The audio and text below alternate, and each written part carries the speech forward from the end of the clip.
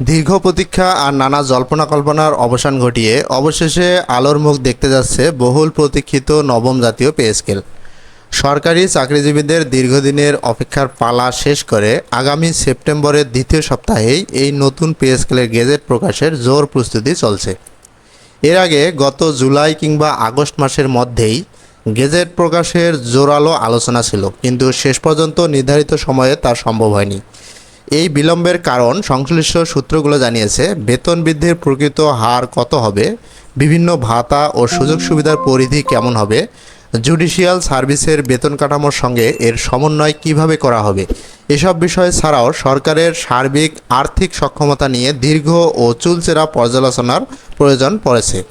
এসব জটিলতা এবং আইনি প্রক্রিয়া সুচারুভাবে সম্পন্ন করতেই মূলত কিছুটা সময় বেশি লেগেছে। তবে এবার আর কালক্ষেপণ নয়, সব জটিলতা দ্রুত নিষ্পত্তি করে সেপ্টেম্বরের প্রথম দিকেই নবম পে স্কেলের প্রস্তাবটি মন্ত্রিসভায় উপস্থাপনের সম্পূর্ণ প্রস্তুতি নেওয়া হচ্ছে। মন্ত্রিসভায় অনুমোদনের পরপরই প্রস্তাবটি আইন মন্ত্রণালয়ে ভেটিংয়ের জন্য পাঠানো হবে এবং সেখান থেকে সবুজ সংকেত মিললেই সেপ্টেম্বরের দ্বিতীয় সপ্তাহে কাঙ্ক্ষিত গেজেট প্রকাশ করা হবে। নতুন এই বেতন কাঠামো বাস্তবায়ন নিয়ে সরকারের উচ্চ পর্যায়ে ইতিবাচক আলোচনা চলছে।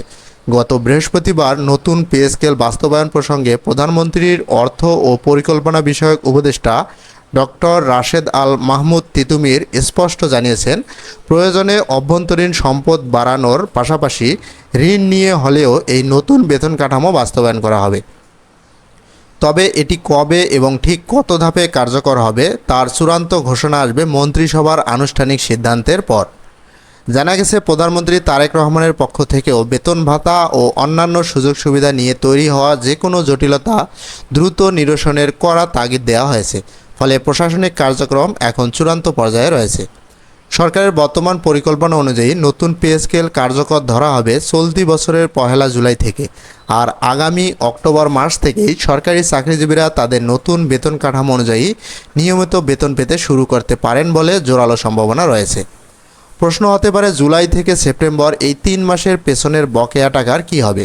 অর্থনীতিবিদ ও সংশ্লিষ্টদের তথ্য অনুযায়ী বর্তমান মূল্যস্ফীতির চাপ এবং সরকারের আর্থিক সক্ষমতার কথা মাথায় রেখে বকেয়া এই 3 মাসের অর্থ একসঙ্গে এককালীন পরিশোধ করা হবে না, বরং সরকারের ওপর বড় ধরনের কোনো আর্থিক চাপ তৈরি না করে বকেয়া অর্থ কয়েক ধাপে পরিশোধ করার পরিকল্পনা হাতে নেওয়া হয়েছে।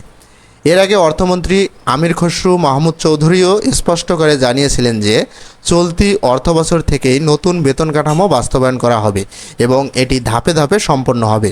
প্রাথমিকভাবে মূল বেতন কার্যকর করার পর পরবর্তীতে অন্যান্য ভাতা ও সুযোগ সুবিধাগুলো বাস্তবায়নের বিষয়টি সরকারের সক্রিয় বিবেচনায় রয়েছে। পরিশেষে বলা যায়, দীর্ঘ প্রতীক্ষার পর সরকারি চাকরিজীবীদের জীবনে স্বস্তি নিয়ে আসছে নবম পে স্কেল। সেপ্টেম্বরের গেজেট প্রকাশ এবং অক্টোবরের বেতন প্রাপ্তি সব মিলিয়ে এখন শুধু চূড়ান্ত ঘোষণার অপেক্ষা। পে স্কেল সংক্রান্ত যে কোনো সর্বশেষ আপডেট সবার আগে পেতে আমাদের চ্যানেলটি সাবস্ক্রাইব করে সাথেই থাকুন। ধন্যবাদ।